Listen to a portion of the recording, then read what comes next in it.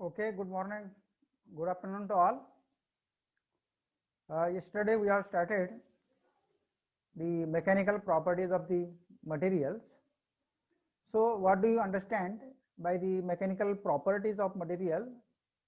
And we have to define some important mechanical properties, or we have to learn some important mechanical properties. So first question is, what do you understand by the mechanical properties? Mechanical properties म्हणजे काय? तर when the material is subjected to some external force, the behavior of the material is different. So to study the behavior of material under the action of external forces, it is called as the mechanical properties.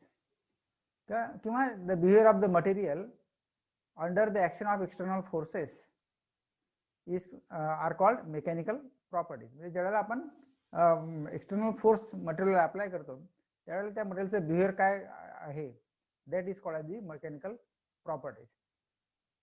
So why these mechanical properties, why learning of these mechanical properties is essential? Because the knowledge of these mechanical properties is essential to construct, for example, the sound mechanical structures such as bridges or dams on the rivers or any building. So in order to have the knowledge of these structures, we must have the properties of the materials. So the knowledge of mechanical properties is essential to construct these sound materials, sound mechanical structures such as bridges on the river or the big buildings. So generally these mechanical properties are the functions of stress and strain. So what is the stress? What is the stress? The definition of the stress is force per unit area. Force per unit area, or it is the internal resistance set up in the material under the action of external force. Now when you apply some force on the material, suppose this is the material, you apply some force from both the sides, so the internal resistance will set up because this material will not get compressed by these forces. So when you compress or when you apply the forces, the internal forces are also developed into this material. So this is called as the it is the internal resistance set up in the material under the action of external force, and this internal resistance set up in the material, it is equal to the applied force. म्हणजे आपण हा जो internal force develop होते, it is equal to the applied force. तर फिजिक्सच्या भाषेमध्ये काय understand करतोय आपण की when a force is applied to the material and internal resistance is set up in the material, the magnitude of this internal force developed into the material, it is equal to the applied force, and therefore this stress, it is defined as force per unit area. त्याच्यामुळे आपण stress कसा define करतो, it is the force per unit area, right? So stress, it is the force per unit area. Now what will be the unit of this unit? काय असेल मग, कारण स्ट्रेसचं आपण definition केले की force per unit area. The unit of the force is Newton आणि unit of area is meter, बरोबर. म्हणजे मग न्यूटन पर मीटर स्क्वेअर किंवा पास्कल, त्याला another name is Pascal. So it is the unit of the stress. So at this moment you remember the mechanical properties are the functions of stress and strain. Stress is the internal resistance set up in the material under the action of external force, but this external force is equal to the internal resistance force developed, and therefore the stress is defined as force per unit area, and its unit is Newton per meter square. Then the next term related to the mechanical property is the strain. It is the strain. So it is the deformation. It is the deformation taking place in the material due to the action of the external force. So the deformation may be a linear, there may be a volume deformation, or there may be a shearing deformation. So strain, it is generally defined as change in dimensions to the original dimensions. So this change in dimension means there is a change in length, there may be a change in volume, or there may be a change in shape of the material. This change in so for longitudinal strain, say suppose you applied the force on a rubber cord, so rubber cord will get elongated or it will get somewhat compressed. आता समजा एक आपण rubber कॉर्डला दोघं बाजूला आपण force apply केला तर काय होईल, it will get elongated. So there will be a change in length of the material. Right? Suppose the original length is 10 centimeter and after elongation it becomes 11 centimeter. So there is elongation of 1 centimeter due to the application of the force. Right? So change in length is 1 centimeter and original length is 10 centimeter. So this ratio, change in length upon original length, it is called as longitudinal strain. It is called as longitudinal strain. So it is the ratio of change in length to the original length. So the unit of length is meter. Change in length, unit of change in length is also meter. So meter divided by meter, so it will get cancelled.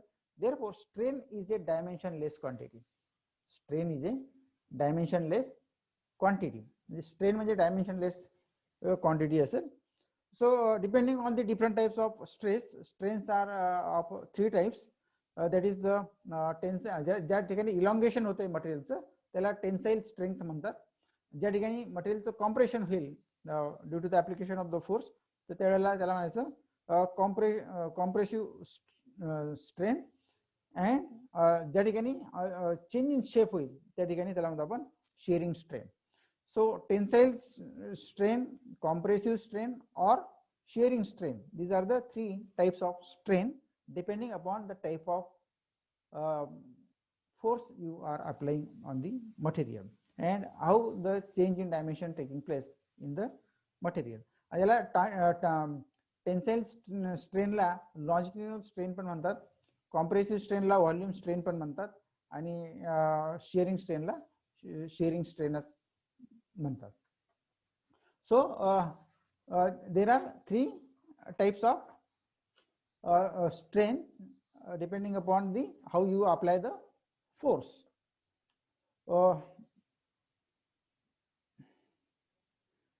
Then what is the Hooke's law? What is Hooke's law? Within the elastic limit, stress is proportional to the strain. Within the elastic limit, stress is proportional to the strain. म्हणजे तुम्ही जेवढा force per unit area apply करणार तेवढा strain त्याच्यामध्ये जास्त produce होईल. But this is in the limit of the elasticity. बरोबर. आता ही जी स्ट्रेन आहे, आता some strains are permanent and some strains are temporary. So change strain means change in dimensions to the original dimension. There is a change in length, there may be change in volume, or there may be change in shape of the material. त्याला आपण dimensions कुठल्याही प्रकारामध्ये आपण काय होते की when you apply any force on the material, some changes in the material take place. म्हणजे some dimensional changes in the material take place. आता हे dimensional जे असतात changes, they may be temporary or permanent. They're permanent if the change in dimensions taking place permanent, so it is called as the plastic strain. If the changes taking place are permanent, it is called as the plastic strain. But if the changes in the dimension of the materials are temporary, जर समजा ते temporary असतील मग त्याला म्हणायचं elastic strain. So the elastic strain is present in the material as long as the external forces are applied. जोपर्यंत आपले external forces आपण अप्लाय केले तोपर्यंत त्या ठिकाणी स्ट्रेन प्रोड्यूस राहील. आता समजा मी एक रबर ताणून धरलं तर जोपर्यंत हे फोर्स अप्लाय केलेलं आहे तोपर्यंत ते ताणलेलं राहील, म्हणजे there is a change in length. But if I release this rubber cord, so it will regain its original shape and size. म्हणजे the strain will be temporary. Strain is temporary, म्हणजे जोपर्यंत आपण फोर्स अप्लाय केलेला आहे तोपर्यंत strain आहे. After that the strain will disappear. It is called as the elastic strain. So elastic strains are temporary. Means they are present as long as the external forces are applied, and it disappears as soon as you remove the forces. On the other hand, the plastic strain, it is the permanent strain. That means it is caused by external forces, and when the stress is removed, there is a permanent change in dimensions of the material. So when the material is pulled, or when the external force is greater than the elastic limit, then the plastic strain will take place. The external forces की किंमत ही elastic, within the elastic limit no problem, त्याला म्हणतात elastic strain. पण beyond the elastic limit काय होतं की there is a permanent displacement of the atoms or molecules in the material, and therefore the permanent deformation of the material take place. And that when the permanent deformation in the material take place, it is called as the plastic strain. त्याला म्हणायचं plastic. So in plastic there is a permanent deformation. There is a permanent deformation. So this is the depending upon the type of this stress and strain, we define three modulus of elasticity, and that three modulus of elasticity are Young's modulus, bulk modulus, and modulus of rigidity. We are learning these three modulus of elasticity right from the 11th or 12th standard. So you can define these three modulus of elasticity, and there is a fourth parameter, that is the Poisson's ratio sigma, which has some relation with these three Young's modulus of elasticity.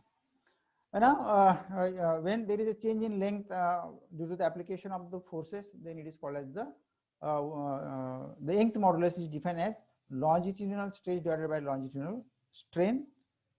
When there is a change in volume of the material, then it is that ratio stress upon strain, it is called as the bulk modulus. त्याला काय असतं bulk modulus. पहिला modulus आहे Young's modulus. It is related to the linear change in the length, change in length she related आहे.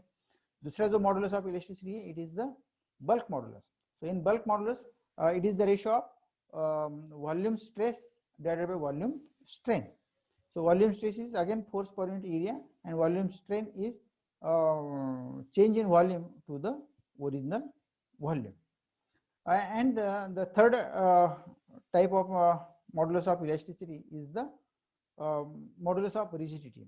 So it is the shearing stress divided by shearing strain. Shearing stress, म्हणजे आपण tangential force ज्या ठिकाणी आपण apply करतो, there is a change in dimension of the material, त्याला म्हणतात twist, shearing stress. So shearing stress divided by shearing strain, it is gives the modulus of rigidity. So there are three modulus of rigidity which are related with the material.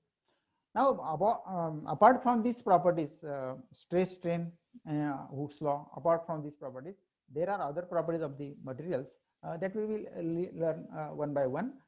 So आता आपण एखादा material घेतलं, आता आपलं let's assume yourself as an engineer. तुम्ही आपण आता एक स्वतः इंजिनियर आहात आणि एका पर्टिक्युलर ऍप्लिकेशन साठी तुम्हाला मटेरियल सिलेक्ट करायचं आहे, बरोबर.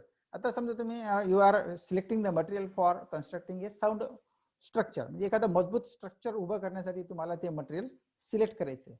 तर तुम्ही त्याची काय बघणार पहिल्यांदा, you will first find out the strength of the material. काय की त्या मटेरियलची स्ट्रेंथ किती आहे, बरोबर. ते सहज मुडणार आहे का सहज वाकणार आहे, काय आहे हे तुम्ही पहिल्यांदा सिलेक्ट करणार की नाही. तुम्ही त्या मटेरियलची when you are constructing a sound structure, म्हणजे एकदम मजबूत स्ट्रक्चर तुम्हाला उभं करायचं आहे, तर त्यावेळेला तुम्ही जे मटेरियल सिलेक्ट करणार त्याची पहिली प्रॉपर्टी तुम्ही काय पाहणार, you will find the strength of the material. काय पाहणार, strength of the material. What is the strength, what is the strength, आपल्याला माहिती आहे स्ट्रेन काय असतं. Strain is change in dimension to the original dimension. म्हणजे समजा फोर्स अप्लाय केला तर त्याची लांबी चेंज होईल किंवा त्याचा व्हॉल्यूम चेंज होईल किंवा त्याचा शेप चेंज होईल, बरोबर. पण जर समजा तुम्ही फोर्स अप्लाय केल्यानंतर सुद्धा त्याच्यामध्ये कुठलाच बदल झाला नाही, there is no change in length, there is no change in volume, then there is no change in shape, तर मग तुम्ही काय म्हणणार, the material has a good strength. The material has a good strength. So the strength of the material is defined as the resistance to the strain, under the applied forces. म्हणजे जे material फोर्सला कुठलाही response करत नाही त्याला म्हणायचं त्याची strength. So it is defined as the resistance to the strain under the applied force, or it is the property of the material by virtue of which the material can withstand an external force without failure or without any distortion. म्हणजे त्या आपण दोन पद्धतीने define करू शकतो, आपल्याला जे योग्य वाटेल त्या तसं आपण डिफाइन करू शकतो. पहिल्यांदा आपण काय म्हणतो, it is the resistance to the strain under the applied forces. समजा आपण फोर्स अप्लाय करतोय तर त्याला तो अपोज करतोय, रेजिस्टन्स टू द स्ट्रेन, म्हणजे त्याच्या लेंथ मध्ये चेंज होणार नाही, त्याच्या व्हॉल्यूम मध्ये चेंज होणार नाही, किंवा त्याच्या शेप मध्ये ते होणार नाही, बरोबर. किंवा आपण in the another words, it is the property of the material by virtue of which the material can withstand an external force without failure or without distortion. म्हणजे ते जे मटेरियल हे एक्सटर्नल फोर्स किती सहन करू शकतो विदाउट फेल्युअर किंवा without producing the distortion in the material, that is called as the strength of the material. So strength of the material is very important in many applications. In every application the strength of the material is very important, बरोबर. नाही तर काय होईल, material तुम्ही एखादा sound construction करण्यासाठी, मजबूत structure उभा करण्यासाठी तुम्ही कमी स्ट्रेंथचं मटेरियल वापरलं तर that structure will collapse immediately because the material do not have a sufficient strength. Again, these strengths are of two types, elastic strength and plastic strength. So this elastic strength, it is called as the, आता आपण पुन्हा आपल्याला depends upon the Hooke's law. जर आपण एखाद्या मटेरियलचा stress versus strain curve काढला तर तो स्ट्रेट लाईन असतो. स्ट्रेस वर्सेस स्ट्रेन कर्व काय असतो, स्ट्रेट लाईन असतो. म्हणजे within the elastic limit the stress is proportional to the strain, हे आपल्याला माहिती आहे. बियॉन्ड द इलास्टिक लिमिट काय होतं की जर आपण एखादा मटेरियल आहे आणि त्याच्यावर आपण बियॉन्ड द इलास्टिक लिमिट आपण फोर्स अप्लाय केला तर there is a permanent displacement of the atoms will take place in the material, आणि मग त्याच्यामध्ये काय होईल, डिफॉर्मेशन विल स्टार्ट प्रोड्युसिंग. म्हणून स्ट्रेंथचे पण दोन प्रकार आपण डिफाइन करू शकतो. जसं आपण स्ट्रेनचे दोन प्रकार डिफाइन केले, elastic strain and plastic strain, तसं स्ट्रेंथचे पण आपण दोन प्रकार डिफाइन करू शकतो, एक इलास्टिक स्ट्रेंथ आणि दुसरं plastic strength. So yeah, elastic strength, it is also called as the yield strength. It is also called sir as, yes. Rupture होऊन जाईल ना जर कोणी जे मटेरियल इलास्टिक नसेल, जास्त ताण दिला मग फ्रॅक्चर येऊन जाईल, मग ते पण स्ट्रेन बोलता येईल का? रप्चर स्ट्रेन नाही, ते limit, there is a limit, म्हणजे विदिन द इलास्टिक लिमिट, बरोबर आहे. विदिन द म्हणजे सर्टन लिमिट पर्यंत ते इलास्टिक मटेरियल राहील. पण जर तुम्ही फोर्स बियॉन्ड सर्टन लिमिट, म्हणजे त्याला यील्ड स्ट्रेंथ म्हणतो आपण, त्याला काय म्हणतो आपण, यील्ड स्ट्रेंथ किंवा इलास्टिक स्ट्रेंथ. हा, यील्ड किंवा इलास्टिक स्ट्रेंथ. मी तुम्हाला एक उदाहरण देतो की समजा आता हे एक मटेरियल आहे आपल्याकडे, बरोबर. आता हे मी जर समजा दोघं बाजूने ताणलं तर ठराविक लिमिट पर्यंत ते ताणलं जाईल आणि पुन्हा फोर्स रिमूव्ह केलं तर ते परत ओरिजिनल शेपला येऊन जाईल. तर that is called as the elastic strength. त्याला काय म्हणायचं, इलास्टिक स्ट्रेंथ. पण जर मी या इलास्टिक स्ट्रेंथच्या बियॉन्ड फोर्स अप्लाय केला तर काय होईल, there is a rupture of the material. म्हणजे मटेरियल काय होईल, material will start breaking down, बरोबर आहे. Material will start breaking down, आणि ज्या ठिकाणी मटेरियल परमनंट डिफॉर्मेशन होते, मटेरियलचं permanent displacement of the atoms होतोय, तर त्या वेळेला त्याला काय म्हणायचं, मग it is the plastic strength. म्हणजे beyond yield strength there is a plastic strength. मग म्हणजे ज्या फोर्स अप्लाय केल्यानंतर त्या ठिकाणी permanent deformation in the atoms will take place, आणि त्याच्यामुळे हा जो स्ट्रेट लाईन ग्राफ आहे आपला, स्ट्रेस वर्सेस स्ट्रेनचा जो स्ट्रेट लाईन ग्राफ आहे तो काय होऊन जाईल, असा खाली यायला सुरुवात होऊन जाईल, because there is a permanent deformation. काय होईल, कारण हे याच्यामध्ये मग काय, ज्यावेळेला परमनंट डिफॉर्मेशन तयार होईल तर त्यावेळेला आपल्याला कमी फोर्स लागेल, म्हणजे स्ट्रेस वर्सेस स्ट्रेन जो ग्राफ लिनियर पाहिजे आपला तो नॉन लिनियर होऊन जाईल. सो तर त्याला म्हणतात अल्टिमेट स्ट्रेंथ. ज्या ठिकाणी प्लास्टिक यील्ड स्ट्रेंथ संपते, ज्या ठिकाणी यील्ड स्ट्रेंथ संपते. यील्ड म्हणजे काय आपल्याला माहिती की ती उपयोगाची, यील्ड स्ट्रेंथ इज सफिशियंट, म्हणजे it is important, yield strength is important.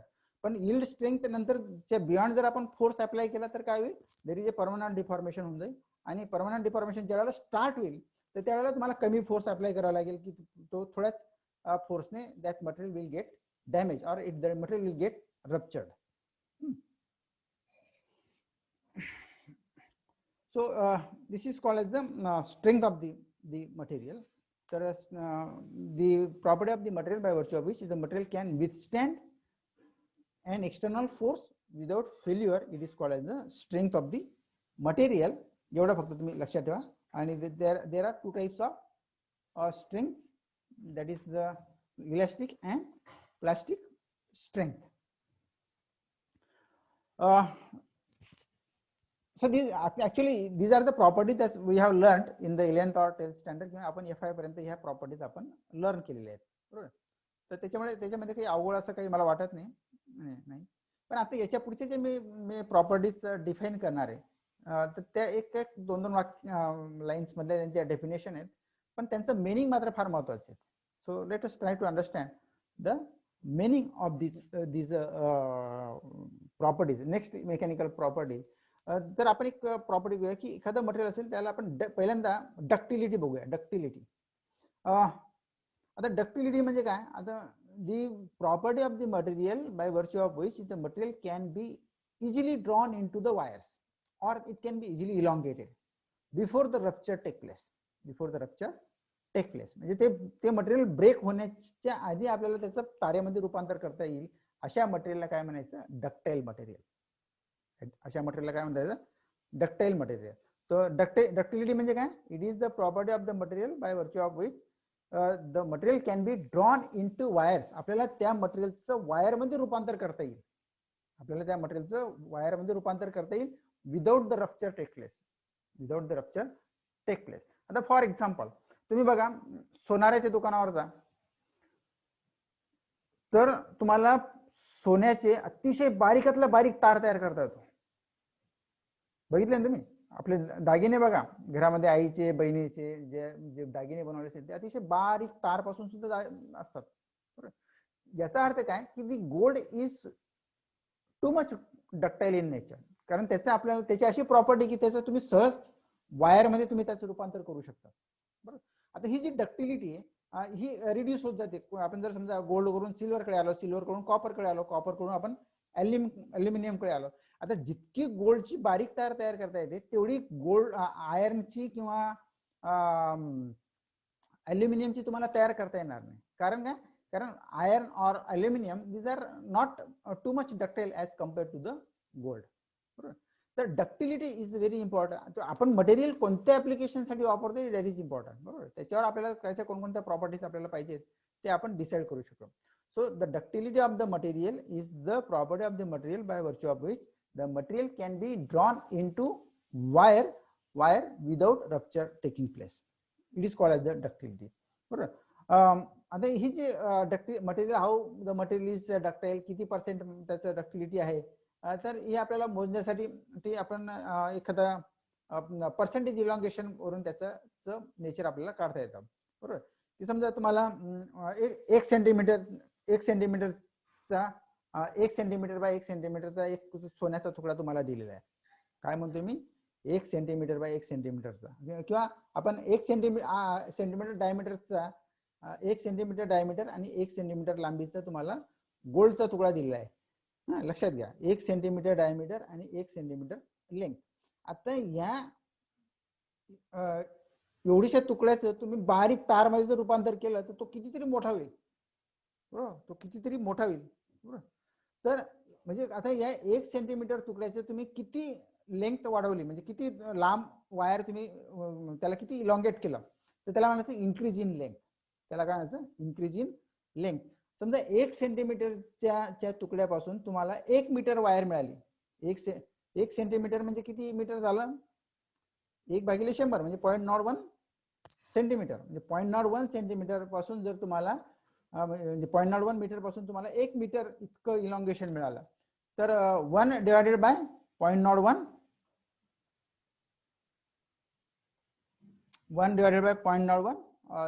जो रेशो येईल तो काय येईल? इलॉंगेशन. ते काय येईल? इलॉंगेशन. आणि त्याला मल्टिप्लाय बाय 100 केलं तर it is the percentage elongation. So the ductility of the material is measured in terms of percentage elongation, and percentage elongation is equal to, it is the ratio of increase in length divided by original length multiplied by 100.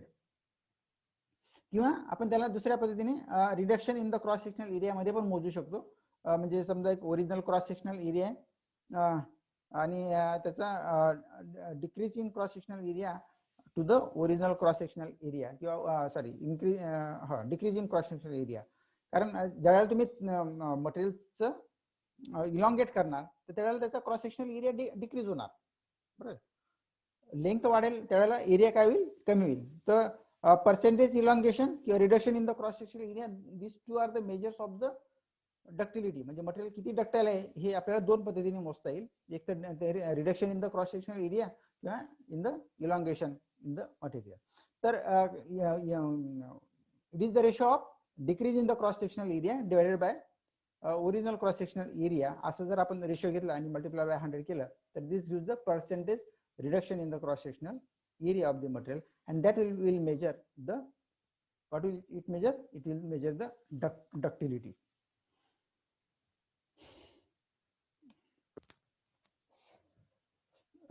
There are a number of properties in this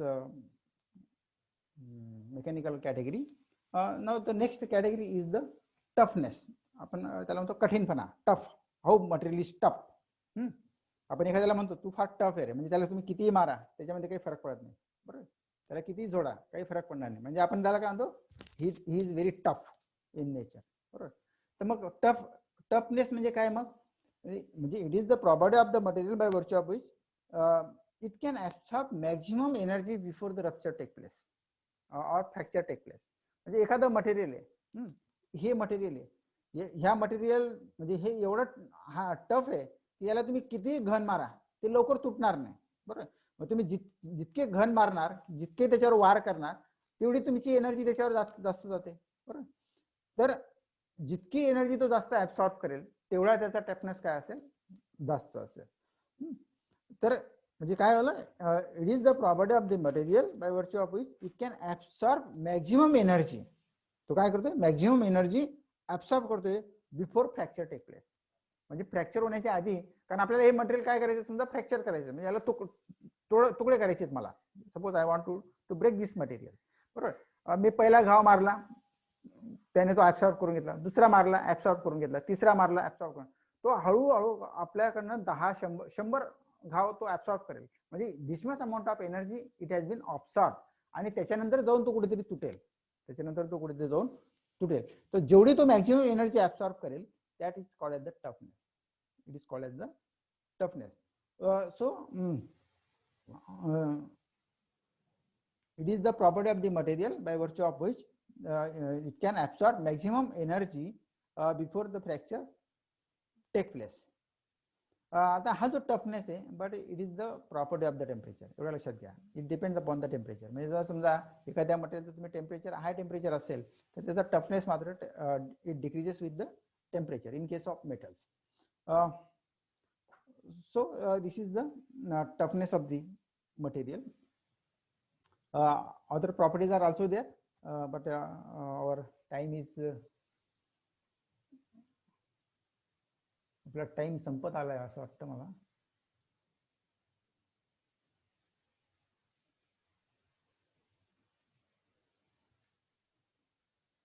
ठीक आहे, 5 मिनिटं आहेत अजून. Okay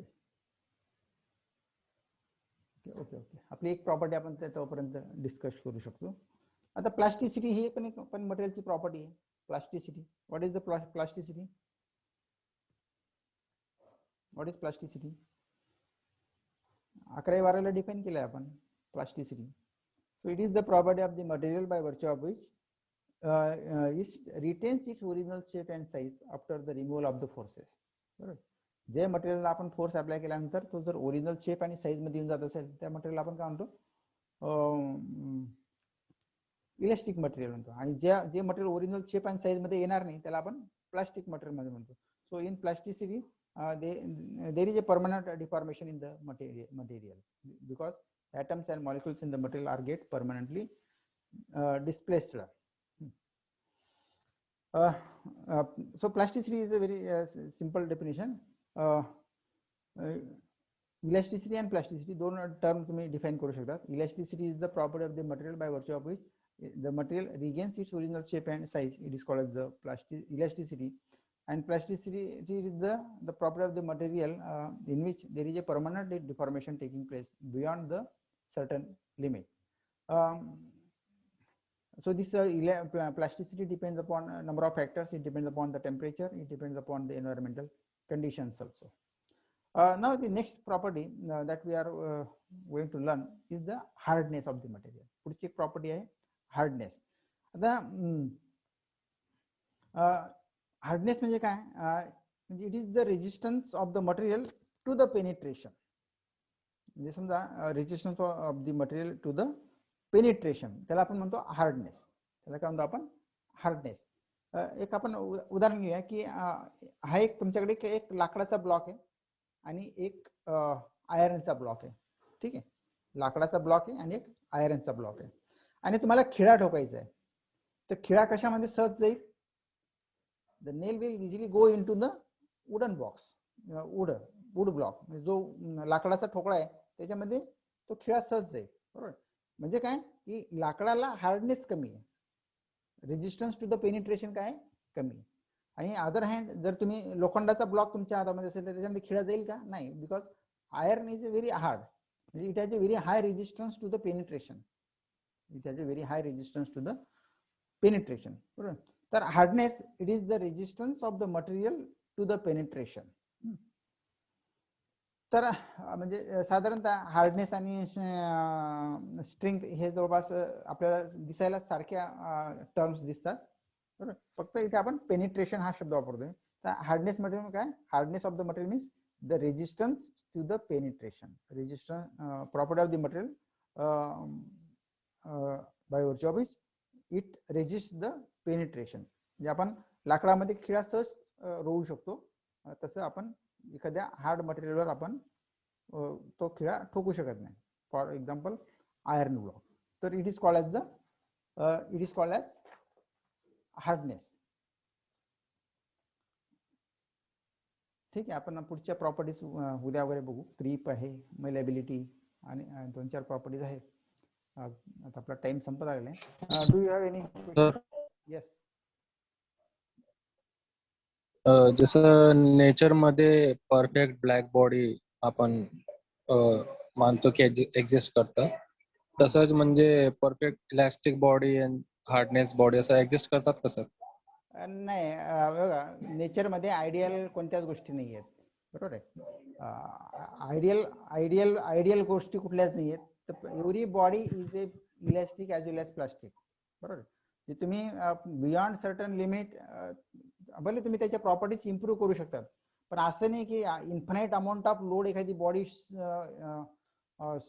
सहन करेल असं एखादी नाहीच आहे. बरोबर आहे? इन्फानाइट अमाऊंट ऑफ लोड एखादी बॉडी सस्टेन करेल असं आपण म्हणू शकत नाही. बरोबर? सो आयडियलिझम आणि practicalism are very very different things. जसं आता आपण म्हणतो की ideal black body never exist. Ideal black body never exist. तर तो आपण सगळ्या गोष्टी आपण पण आयडियल गोष्टी आपण ॲज्युम करतो. आयडियल ब्लॅक बॉडी आपण ॲज्युम करतो, तसं आयडियल मटेरियल्स आपण ॲज्युम करत नाही, कारण हे रिअलिस्टिक आहे. बरोबर? इथे इमॅजिनेशनला काही चान्स नाही आहे. कारण आपल्याला साऊंड मटेरियल्स म्हणजे साऊंड स्ट्रक्चर्स उभे करायचे असतात. त्याच्यामुळे आपण जिथे आपल्याला 1 किलो वजन सहन करण्याची ताकद असणारे मटेरियल्स आपण रिक्वायरमेंट असताना आपण 10 किलो वजन सहन करू शकतील अशीच त्याची स्ट्रेंथ बनवून टाकतो. त्याच्यामुळे मग इथे तो लॉंग लाईफ त्या ठिकाणी ते मटेरियल टिकतं. अजून होतंय ना क्लिअर आयडियाज? हो सर. हा, बाकीचे कुठे जातात रे? फक्त 3च लोक हजर आहेत. प्रशांत आहे आणि स्नेहल आहे.